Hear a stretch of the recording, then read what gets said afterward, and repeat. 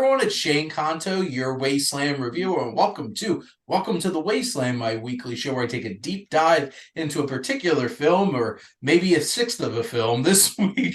But we'll get to that in a minute as we talk about The Village Blacksmith. But here to join me for this John Ford early episode is my buddy Mike, who collaborates with me on everything. So Mike, thank you for coming on. Of course. I am happy to be here and happy to be of service. Absolutely. And this episode might be less than 30 minutes, and we're not even trying. Unlike all of the episodes we do of the Scribe podcast. But for those who haven't tuned into Welcome to the Wasteland, before we have 3 segments. So we have our coming attractions, we have our feature film, and recommendations. But this is a very special week for coming attractions because Barbenheimer is here, and, dun, dun, dun. And we couldn't even pick one, so we're talking about both of them. So, Mike, why are you excited about Barbie? Because I'm not entirely sure what this film is supposed to be yet. All the trailers that I've seen and all the marketing, which has been brilliant, absolutely brilliant. So I'm very intrigued about all of that. I love the cast. I love all. There's a clip floating around Instagram recently where there was Margot Robbie and Ryan Gosling playing with puppies, and one of the dogs was like attacking the other, and Ryan Gosling kept pushing the other one off to the side and just kept saying, "My dude, my dude." I was like, okay, if this is what I'm getting from Barbie, then yes, I will gladly take this. If this is a secret backdoor, hey, let's do a crossover between Barbie and the Lego movie, yeah, that's probably not going to happen. But with Will Ferrell's, I'd be for it, but I'm just so intrigued about what this is and what it's going to be. And I'm excited for Greta Gerwig's spin on this as well, and I'm just super excited about it. I'm ready to disco with Dua Lipa.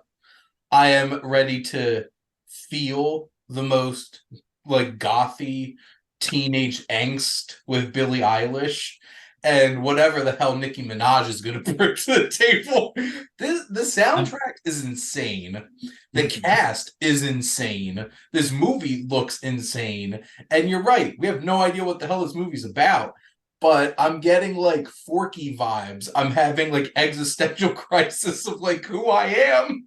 And if Will Ferrell turns out to be the dad from Lego Movie who plays as Lord Business, I'm gonna stand up and clap in the middle. I'm going to lose it, but if it's not, I'm okay with that too. It's fine as long as it gives me a good movie, and I hope that it says something about Barbie's place in the world now, because her place in the world has changed a lot recently. And as a father who does have a daughter who not so much anymore, but used to play with Barbies, I know that this is going to be something that I'm hoping that one day she'll appreciate. Too.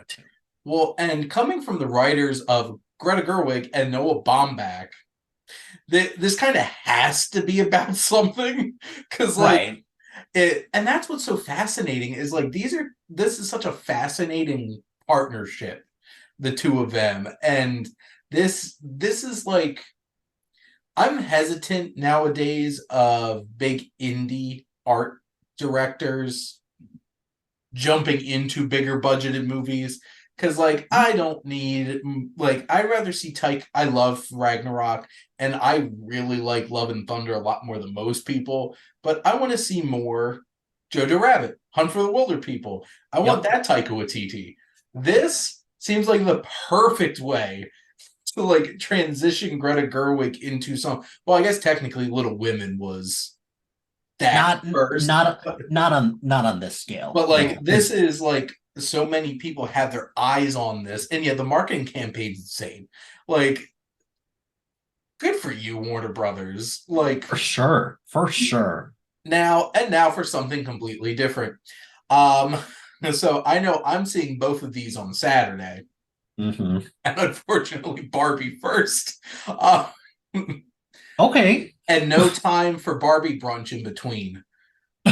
I'm tempted to see this on Sunday with my wife so that we could brunch beforehand and then go Mhm. Barbie, because that's like people on they're creating their own marketing for this movie, because like Barbenheimer has become a thing. All the Yep. memes have become a thing. AMC saying that 20 million A-list members have already bought tickets for both these movies on the same day.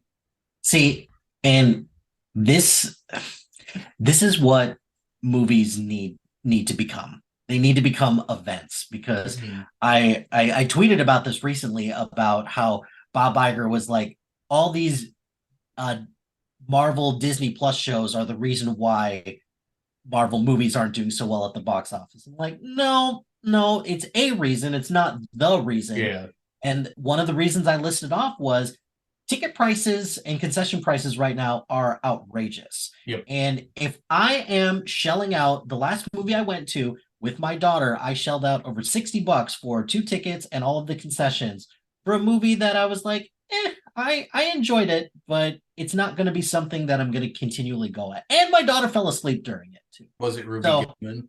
no, no, this was when we went to go see Elemental. So it Aw. was, like I appreciated it a lot. I liked it, but it just flew over her head. So I come to was worried expect that. about that, to be honest, with kids, That but it, it has legs, appears. But Oppenheimer, 3 hours.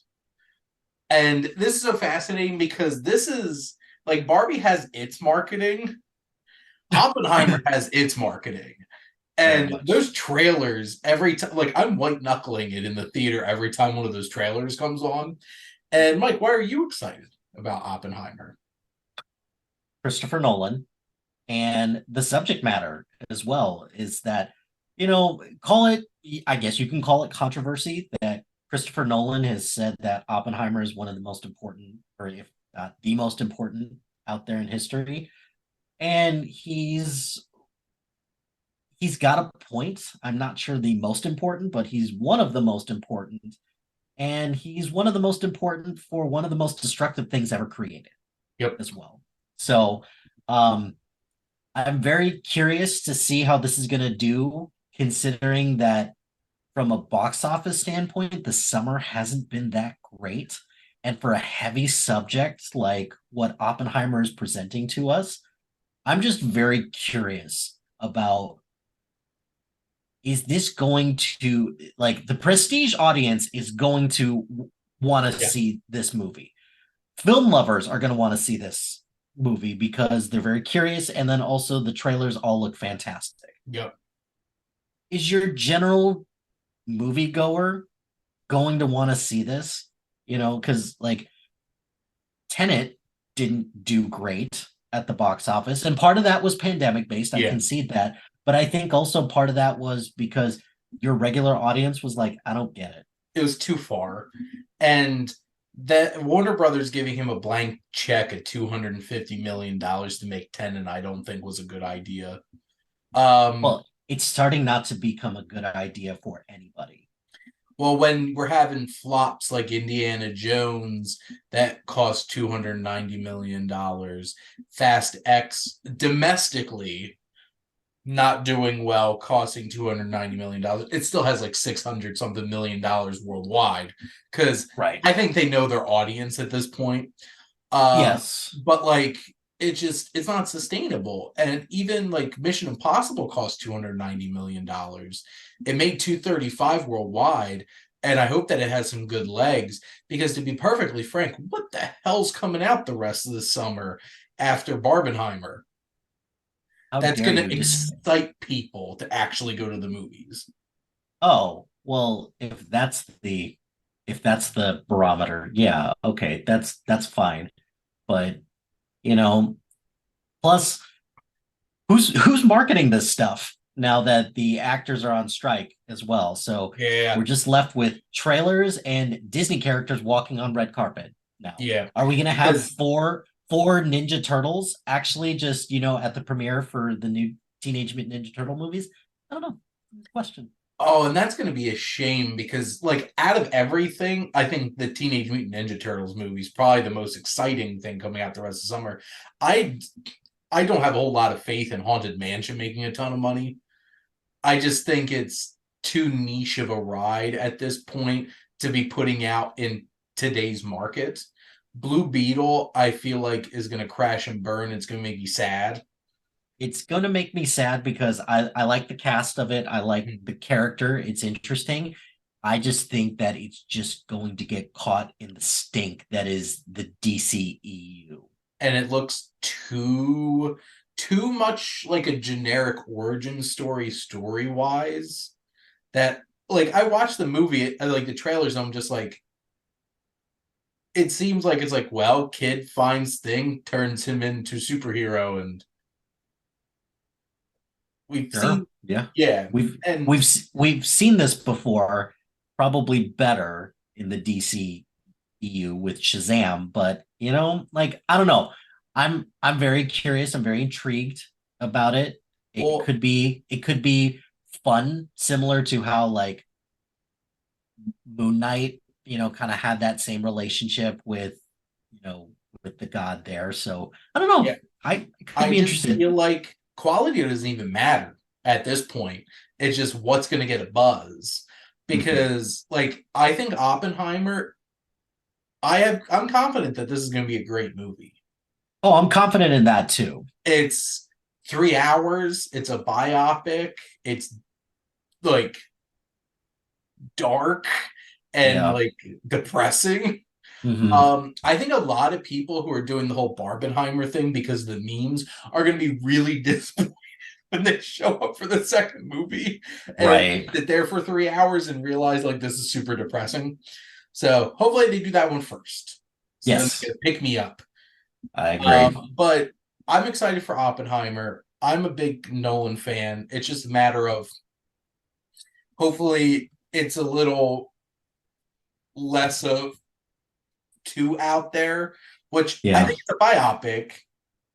I think it won't be. Right. I think this was a good decision. And it only cost Universal $100 million with a production budget, compared to $250 million to Tenet. Which is shocking, to say the least. And I'm super excited for the cast. This cast looks stacked. Yeah. And I'm pulling for Cillian Murphy. Okay, I want to make sure that I pronounce it correctly. Half of Hollywood's in these two movies. Probably. Yeah, I could see that. That's what it feels like. And then half the music industry's on the soundtrack for Barbie. So we're gonna have an interesting weekend. Oh yeah, and there's a movie called Cobwebs coming out that's a horror movie that's also releasing in theaters. Good luck. Good luck. Sorry, buddy. You should have moved your release date because you're going to. And Insidious is still out. So like, well, Insidious and Mission Impossible are still kind of hanging out there, but yeah. And Sound of Freedom, which I saw. I was the only human being in the whole theater less than 65 years old. Wait, so was the theater packed or was it just? It was decently packed for I saw that 11 a.m. on a Friday. Random. Okay. Fair enough. Which makes sense why everybody was much older, because they're retired, probably. So, but interesting coming attractions. Now, the most interesting situation that I've tackled on Welcome to the Wasteland, because The Village Blacksmith is a 1922 film from John Ford. The issue is this is an 80-minute film and only about 11 minutes still exist for us to actually watch. So I'm going to read the synopsis and then we're going to kind of commentate on like the scenes that we've seen and kind of talk about it from like a filmmaking perspective, because we can't really talk about like broad strokes of the film. But this film is about as young men, the squire and the village blacksmith are in love with the same woman. Love triangles, love it. Whom the blacksmith marries. This angers the squire. Years later, the squire's son Anson dares the blacksmith's son Johnny to climb a tree from which he falls and is crippled. As adults, Anson and the blacksmith's daughter Alice fall in love, which angers the blacksmith, who chastises his daughter. The blacksmith's other son, Bill, returns from college and is injured in a train accident. Anson steals $840 from a church fund, which that's a second straight movie that I've watched that somebody stole money from a church fund. So must be a thing. Which currently is in Alice's possession. Alice is struck by lightning. The blacksmith take Anson and the squire to church, where they both repent. So this is a dark movie. Yes, obviously. And this is generational love triangles going on here. This was directed by John Ford. This was the first of 8 reels. So only one of 8 reels survived from the UCLA Film and Television Archive. So good for them. Thank you for keeping that. Thank you for your help with that. Yep. And it's loosely based off of a poem by Henry Wadsworth Longfellow. Mm-hmm. So that kind of sets the stage. So, Mike, what were some of the things we actually got to see in the footage that's available on YouTube? Right. So before I get into that,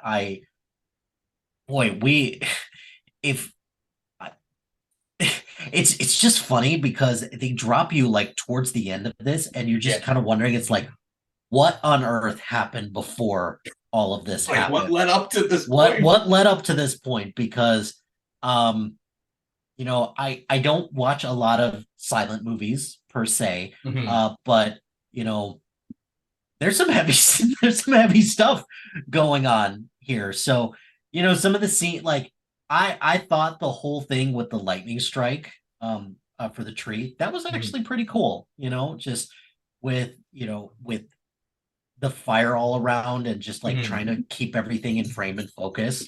I thought like those scenes in particular, I thought were pretty cool, considering also that there was some stuff, particularly for the person that was unfortunately crippled, crawling through the rain to confront somebody. That was pretty interesting too. Like one thing that also struck me a lot is that this is probably a product of silent film era, but just the facial expressions in this were just like, some of them were actually kind of terrifying. Just how expressive they were. And again, it just goes to show, like, I wish I would have gotten to see the whole thing. Like, sure, I'm probably going to go back and like read the poem and see if like there's any context that I could pull together from that. But, like the lightning scene, the scene where, the guy's crawling through, crawling to confront somebody, and then just facial expressions. Those are like the 3 things that just like really stood out to me in terms of like the filmmaking. Well, and that's the interesting thing. From the second like the footage starts, you have Johnny, who is the one who climbed the tree, fell, and became crippled. Right. There's a big acting, and there's a lot of emotion, and it's very interesting because up until this point in a lot of these John Ford films, there's not a lot of that. There's not a lot of big emotion. And the fact that this whole 11 minutes is all big emotion was it was an interesting change of pace too. And it's feels very dramatic and it's compelling right off the bat. You're just like, these are a lot of heavy feelings going on. Yeah, you're just wondering what's going on with again, just I wish, I need to stop saying that, but like I wish I had seen, what was there beforehand. But you're right, there was a lot of big emotions, but that confrontation that Johnny, right, has, it got violent in a hurry. And that was something that I thought some of the staging on on that confrontation was pretty good in that sense too. There was a punch thrown, and then there was also a pretty good beating of Johnny, which that wasn't called for. Yeah, That was not good. it's a hard look watching somebody who's in a situation like Johnny is getting crap beaten out of them. Well, and then he's confronting them for stealing the money of the church Yeah. as well. He's confronting them and saying like, "You better tell the truth," and they're like, "No, we're not going to do that." So, Yeah. yeah, there's heavy stuff is, pretty much what this reel should have been titled. This is the heavy stuff that we're dealing with in this. So, yeah. And it's really believable rain too. And Oh like this yeah, is for like sure. early 1920s and trying to make a scene like that feel natural. It feels so natural and believable. And because rain can be so effective in Mhm. film, like just thinking about like Shawshank Redemption. If it wasn't raining when Andy Dufresne like lifts his hand up, It wouldn't have the same effect. no. And like Road to Perdition. And it's just that kind of feel to it. And this was very effective in that storm happening because obviously it's a really important piece. It is the climax of the film and leading up to obviously something horrible happening to this young woman. And basically, it's just like the vibe that I get after reading the synopsis and watching the footage is like, this is a film about consequences. And it's just like, y'all messed up in a lot of ways. And probably the least responsible for any of this stuff happening person is Alice. Mhm. And she gets struck by lightning. Yeah. And it's just like left in a place where it's just like, Well, it's yeah. not good. And the fact that like this feels very much like a morality tale of like actions and consequences, and that feels like very old school, like Western kind of cinema, so that really makes a lot of sense in the context of John Ford films.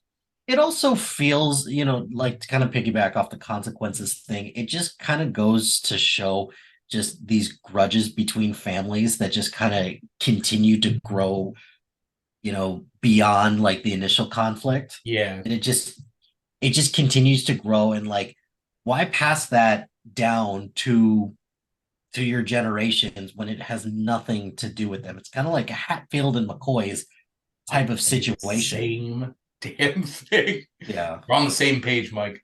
um and what I find fascinating is like I feel like generational trauma hasn't really been acknowledged until like relatively recently in a really impactful kind of way. And this is 1922 that has a whole film centered around generational trauma Mhm. and passing those grudges and those feelings and that hatred on moving forward. I don't think John Ford was getting at this because it's not like John Ford has been the most sensitive in terms of representing other races in film. What? Well, like No. specifically Native American people. How dare But you? I feel like it's so interesting because it's that hate that you pass on. And that's still a real, unfortunately, very relevant thing today. And not just like, I'm mad at my neighbor for Oh no. doing Oh no. that. This It's just because how people are. And yeah. I'm sure it's not, well, you know what? Maybe it was explicit in Longfellow's poem, but it's very interesting that like John Ford of all people would take on such a story like this, but did really well. And I think this is going to be something where it's be interesting to see in his films in the future. Like, do you see those similar kinds of themes? Right. Yeah. Which I've seen Stagecoach and I've seen The Searchers. And I feel like The Searchers does have like it doesn't deal with generations necessarily in a way. Obviously, it takes a course over years, but it Mhm. doesn't deal with like generational thing. There's at odds generationally because Ethan and trying to remember his step nephew. But like obviously they don't get along. Yep. Ethan also has a lot of problems. So and a lot of hate and a lot of grudges that almost leaves him to the point where he can't even rescue his own niece. But it does leave him with the consequences stuck out in the wilderness, beautifully framed. Which there you go. I can't wait to get to my Searchers episode in a year. More like 9 months probably, but you're still a while away. Still a while away. But Mike, do you have any other thoughts that you wanted to share about the village blacksmith? Not really, to be perfectly honest. It's a short little clip on YouTube that I'm very curious. Like I am gonna go back and maybe I'll do a quick addendum, maybe in the comments about the poem and some analysis there. Put my English major cap back on, and kind of take a look at that. Your thoughts. Yep. But it's one of those kinds of things where it's like, if you're a fan of film, I think it's worth going back and checking this out for the sake of like seeing some especially like early work of such a famous director. Obviously, if you're going in for like a narrative experience and stuff like that, and to be watch like a story, you can't, because it's only the end. So obviously you're missing 7/8 of the movie. But we did our best. We did our best with what we had. You were absolutely right. So, time for some recommendations. Mike, a couple of shows that you wanted to talk about. Oh, we're going to do a couple shows. Okay. So let's talk about, since I primarily do TV stuff, to one show that has kind of just flown under the radar a little bit. I just finished on Disney Plus, American Born Chinese, which I enjoyed a lot, actually. And I do not know if the reason why I enjoyed it so much is because I'm clamoring for anything good to come out from Disney Plus, which their original stuff isn't that great. No. Even their Marvel and Star Trek or Star Wars stuff. I'm so sorry. Star Wars People stuff. Get over it. It's up and down, but American Born Chinese was shockingly good. He Wei Kwan alone, it just makes this really good. But just the mix of making this like a generic high school show and mixing it with Chinese mythological elements was really creative, really inventive. I thought for the most part it's cut up a lot, but like the action sequences were really cool, and it just tells a really compelling story about how hard it is to be like on a grand scale, to be different, but to be the only one different in a school predominantly filled with Caucasian and white kids. And it's interesting because I appreciate the fact that like it's so Asian. Yes. And really embraces the Chinese aspects. And it also provides a spectrum, because in a lot of things like this, it's like you'll see a character, like the sitcom that's lampooned in the show, which Ke Kwan is so great in it, committing, but oh my god, he does so good, and I'm sure he was probably clamoring for the opportunity to play something like this, not because he was excited to, but to get people to think a little bit differently about, wow, this is pretty culturally insensitive. And that's kind of a problem with a lot of stuff in the 80s and 90s, is that we're thinking more about entertainment and not thinking about the impact that this could have on people of that particular culture. So, and it's a good thing, good message to have about that as well. He has a great moment that makes that all worth it. I'm clamoring for Michelle Yeoh to have like her action moment in a hopeful second season that will exist, which I don't think it's going to. I don't think it's going to, and I I could see Disney pulling it off their streaming service as well, because again, most of their original stuff, unless it's Marvel or Star Wars or High School Musical, it's very good.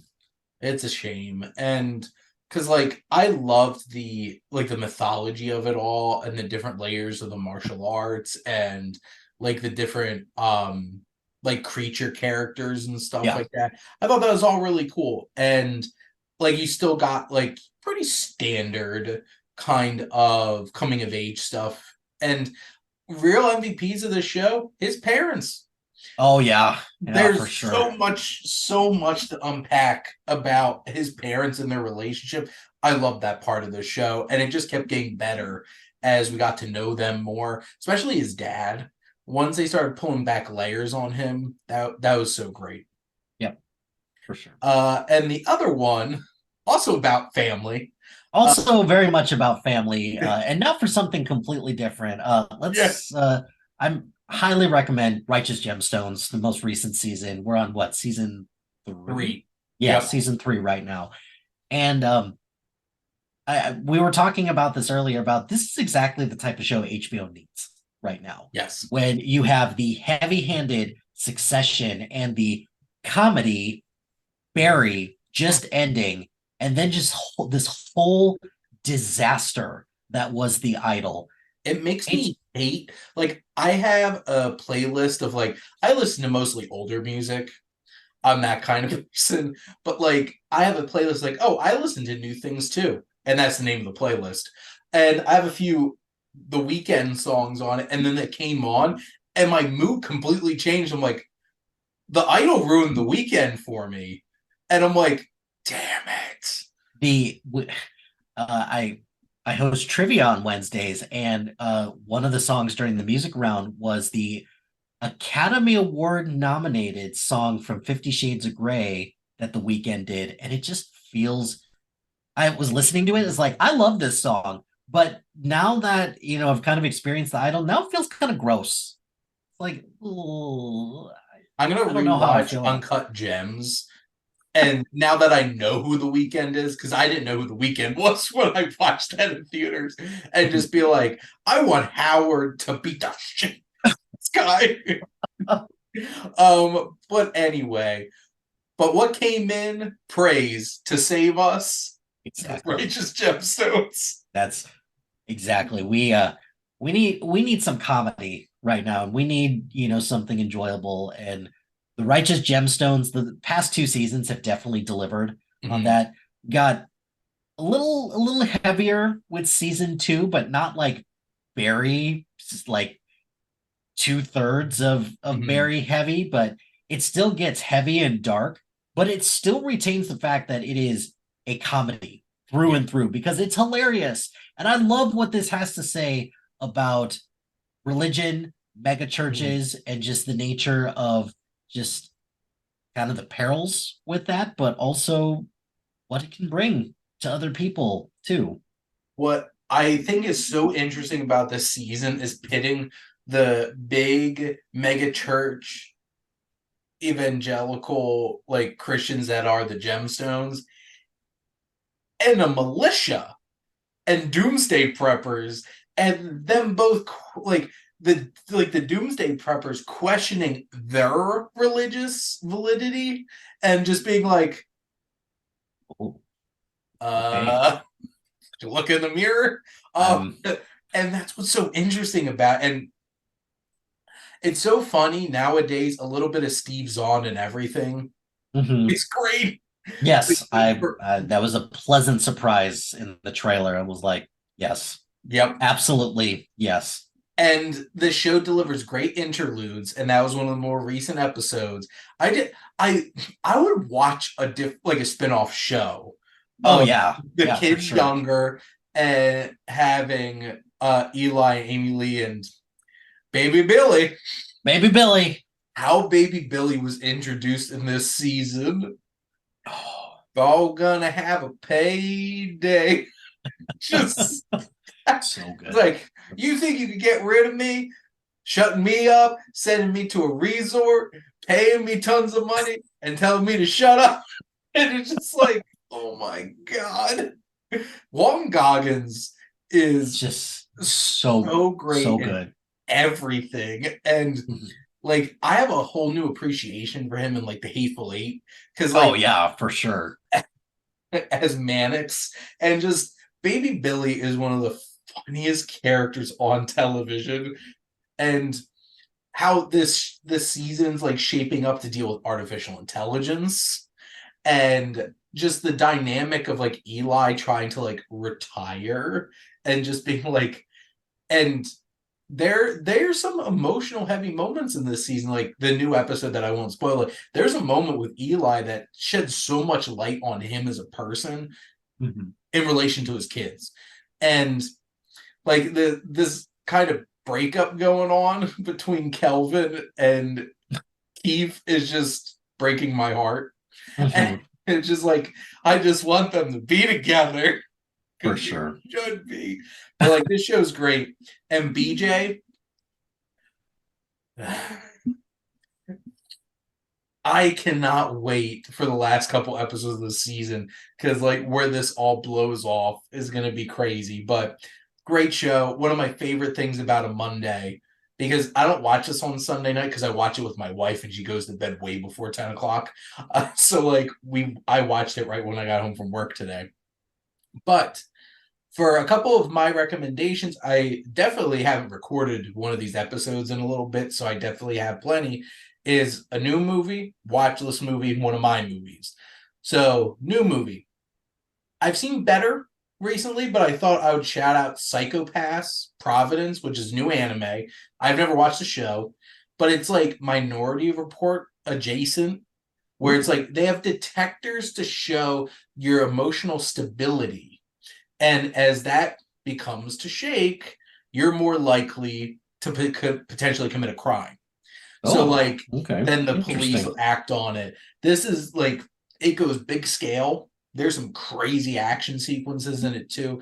It's a pretty thrilling ride. It is like a full 2 hour anime, just to warn you, though. And also has anime pace. So, if you're not used to anime, be prepared. It takes its time. Mm. Um, I read so something off my watch list that my wife picked up out and turned out to be really interesting was Carnival of Souls. And this is an older horror film that was made for $30,000. Oh, Yeah. So it's like small e- town. extras get paid that much now. Yeah. Okay. Thanks. Thanks, Disney. Thanks. Okay. Appreciate Thanks, that. Disney. It's about a young woman who survives a car accident. Car Hmm. falls off a bridge with two of her friends in it. Jesus. She survived somehow, and now she's the organist at a church.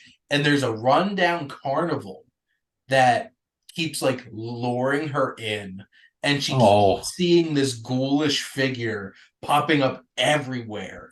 And this has one of the biggest like pull the rug out from under you endings that I've seen in a movie in a long time. I'm just like, what? Like I actually reacted that way and turned to my wife. I'm like, and I like this is like 80 minutes probably, and it's oh lean, wow. like 50s or 60s black and white horror film made for the cheap. It does a really good job with it. And also it deals with a lot of like how a young woman deals with, men in a small town and Hmm. creepers. Like there's one dude that will just not leave her alone. And it's just like, dude, back off. Take a hint, man. Again. No, no means no. Come on. So we watched that. I think it's on AMC Plus. That's how Oh, because I think it's on Shutter. So it's okay. just like That looped makes into sense. AMC Plus. Because if you have AMC Plus, you have Shutter. Hey, So look I at don't that. get why you would pay for just Shutter, but Well, if you don't want all the crap that's on AMC, then just go with Shutter. But which to be honest, it's like at this point, it's just like I don't have Better Call Saul anymore. So, it's but it's uh it's yeah, and yeah. I keep bringing this up places. Don't get the AMC Plus app. Pay for No, the no. channel on Amazon. you'll be happier. So much Yes, happier. I would agree with that wholeheartedly. And my last recommendation is Yojimbo, rewatch of Kurosawa film. You can watch it on HBO Max. Max. Max, just Max. It's just Max. That was the first time I've screwed up on that since I think it launched. I don't think that's a screw up at all. I keep calling it HBO Max, just like I keep calling it the Sears Tower. Jerks. But this is so like if you've seen Fistful of Dollars, that's because that's an unofficial remake of Yojimbo. It's about a samurai who walks into a town and is caught between two gangs. And how's he going to play it? Against each other. And Mufune, great as always in a Kurosawa film. But those are my recommendations. And Mike gave you some, I gave you some. We talked about 1/8 of a movie and talked a lot about Barbenheimer. But Mike, thank you so much for coming on and joining me for Welcome to the Wasteland. I appreciate, the opportunity. Thanks for having me on to talk about 1/16 of a movie. There you go. It was good. And thank all of you out there for always tuning in, supporting your Wasteland Reviewer.